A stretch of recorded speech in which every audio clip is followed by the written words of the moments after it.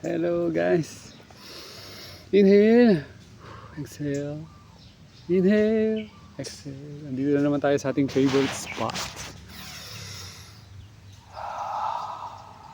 Last inhale. Hindi ko makita yung sombrero ko. Kaya ito muna. Hey guys. Okay. So, una nating topic is yung being impeccable of your word. Ngayon po ang topic natin is the second agreement. Okay. Ano yung second agreement? Yan, galing po sa libro na to, The Four Agreements. 4 yung i-discuss natin, ito po yung number 2. Konting summary dito sa nabasa natin. Number 2 is don't take anything personally. Wag mo, sa Tagalog, wag mong tanggapin ang mga bagay-bagay na personal. Wag mong isipin na mga bagay na nangyayari is parang ikaw yung dahilan. Gets mo yun? Kumbaga, naalala ko, nagbabike ako, nandun ako sa, saan ba ako? Nasa Binyan na yata ako. Bigla ako nakasalubong, bigla man lang nagmura. So, sabi ko, syempre sabi ko, hindi ko naman siya kilala, hindi ko naman siya ano kaya yung ginawa ko, ano yun, no? Buti na lang, alam ko itong agreement na to, kasi tagal ko na to nabasa ko na to 15 years ago. Sabi ko, mayroon siyang pinagdadaanan. Hindi siya galit sa'yo, hindi siya ano. Maraming tao na makakasalamuha ka sa buhay, meron silang pinagdadaanan. Okay? Kaya hindi ibig sabihin ikaw yung dahilan. Ang laki-laki ng percentage, baka nga wala talaga. Kaya lang may nasabing masama sa'yo yung tao. Pagkabasa ko nga dito, kahit ano na eh, kahit murder na eh, parang don't take it personally. Up to that extreme. Kasi meron lang silang pinagdadaanan, nadamay ka lang. Yung kaibigan ko, ay ko sa kanya, bro, kumanta ka lang kanina eh. Dito, kumanta siya sa bahay. In-invite ko kasi pinaayos ako.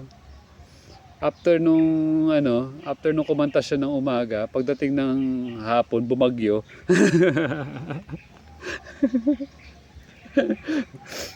Kumbaga parang tao lang ang nagdedesisyon if you will take it. Kumbaga parang alam naman na gino-joke ko siya. Siyempre di naman niya iti-take personally yun kasi nga talaga namang babagyo ng moment na yun. Pero nga, mga tao gusto mag-joke. Pero yung ibang tao, halimbawa hindi mo kaka-close, bigla mo sinabihan ng ganun, baka may sumama ng loob. Grabe naman, ibig sabihin, pangit ba ang boses ko kaya bumagyo? Okay? So, ito yung second agreement na sabi nga niya, ilagay raw to sa ano. Ito magpapaiwas sa'yo sa napakaraming sama ng loob sa buhay. Don't take anything personally. Even when the situation seems so personal, even if others insult you directly na, hindi pa rin ikaw yun. Direkto na yan hindi pa rin ikaw yun. Kasi yung mga tao, kaya kanila pagkakausapin, ididirekta kanila kasi meron silang experience in the past. May kanya-kanyang programming na hindi pumasok sa kanilang idea. So, don't take. The point of view comes from all the programming. Ito, ganun-ganun talaga. Okay. So, mahaba-haba rin tong chapter na to. Pero, ibibigay ko lang sa inyo mga iba't ibang experience ko. Ang summary ng agreement na to, ito na, basahin ko sa inyo. Nothing others do is because of you. Wala nga kinalaman.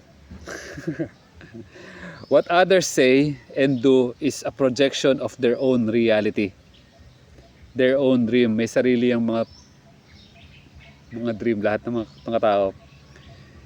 Pag ikaw immune to the opinions and action of others, you won't be the victim of needless suffering. Napakaganda.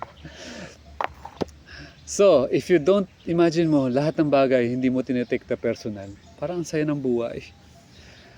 Ay, ang buhay, ganito pala. Kasi nga, may kanya-kanyang programa yung mga tao, pwede ka nilang rektahin, pero it's their own opinion. Ang tingin ko lang lagi dyan is POV. Yun yata yung bago ngayon. Point of view. Lahat ng mga tao may kanya-kanyang point of view sa buhay. And you cannot please everyone, etc. Pati nga yung parang possible, ikaw. Yung unang di ba? Yung unang nakasulat dito is regarding sa attention.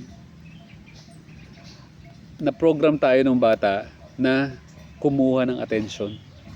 Kumaga parang, wow, ang bait mo naman.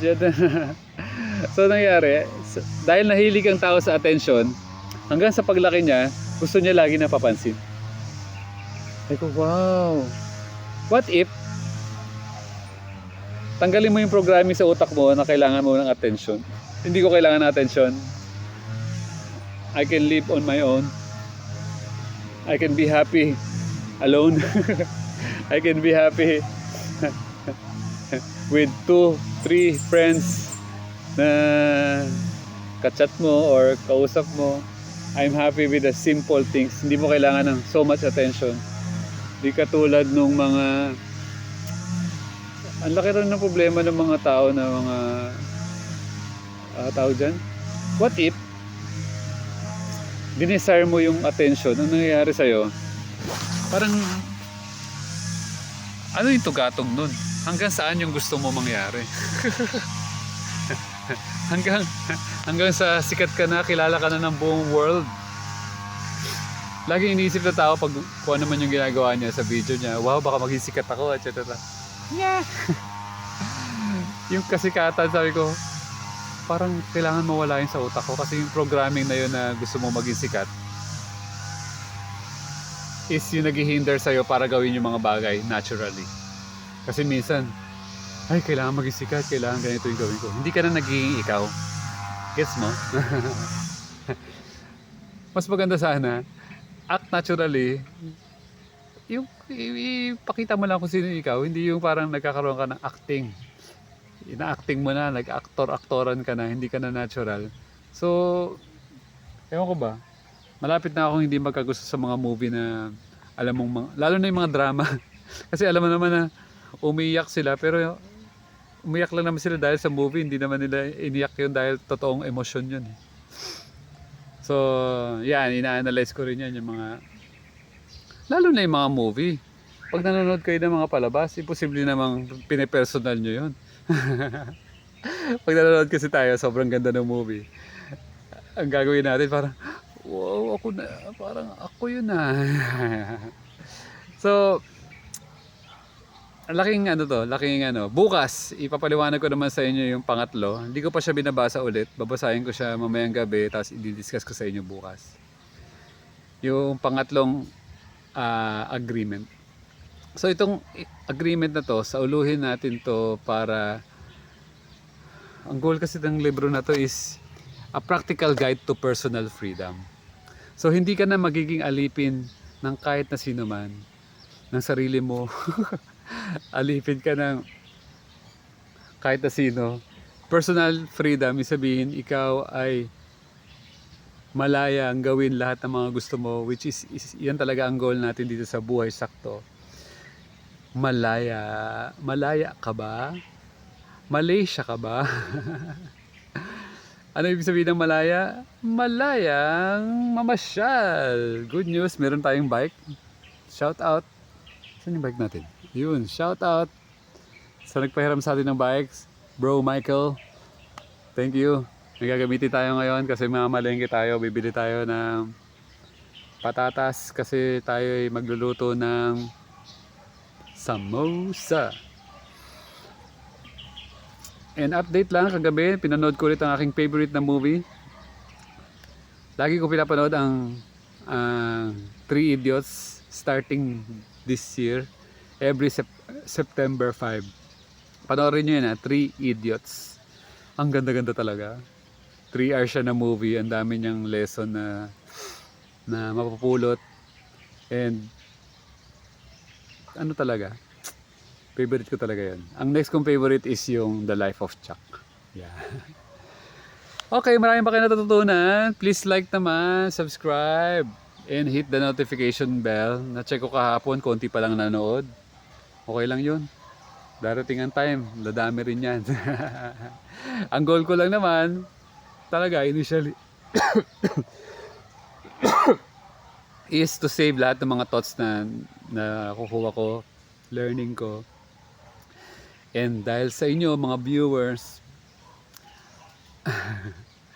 sana may matutunan din kayo and meron kayo makuha na konting motivation and learning para ma-apply nyo rin sa inyong mga buhay. Love ko kayong lahat and I wish na lahat tayo magkaroon ng buhay sakto na malaya, masaya at payapa.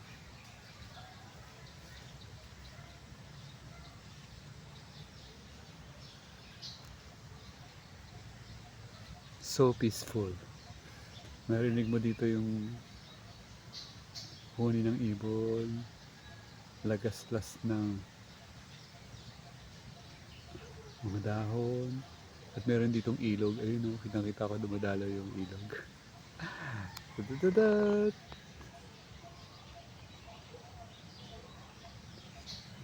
Thank you for watching. I love you all. Mama. Bye.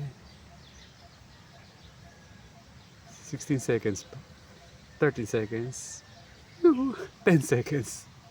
9, 8, 7, 6, 5, 4, 3, 2, 1.